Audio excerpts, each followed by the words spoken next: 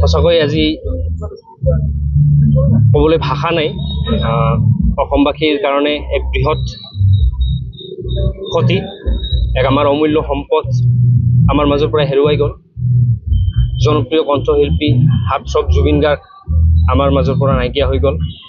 আমি তেখেতৰ স্মৃতিত আজি বিজনী বান্ধৱ উচ্চতৰ মাধ্যমিক বিদ্যালয় খেলপথাৰৰ পৰা আমি এক মমবাতি পদযাত্ৰা লগতে শ্ৰদ্ধাঞ্জলি অনুষ্ঠান আৰম্ভ কৰিবলৈ গৈ আছোঁ। আমি বিজনীবাসী, গোটেই অসমবাসী, গোটেই পৃথিৱীবাসী আমি তেওঁৰ বিয়োগত মৰ্মাহত হৈছোঁ। আমি অসমৰ সন্মানীয় মুখ্যমন্ত্ৰী মাননীয় ডক্টৰ হেমন্ত বিশ্ব শৰ্মাক আমি আপিল কৰিব বিচাৰিম ইয়াৰ মাধ্যমেৰে, যাতে জুবিন গাৰ্গক এবাৰৰ কাৰণে যাতে আমাৰ বিজনীলৈ লৈ অহা হয়, তেওঁ নশ্বৰ দেহ, আৰু বিজনীবাসীক তেওঁক শেষবাৰৰ কাৰণে বিদায় জনাবলৈ যাতে সুবিধা দিয়ে।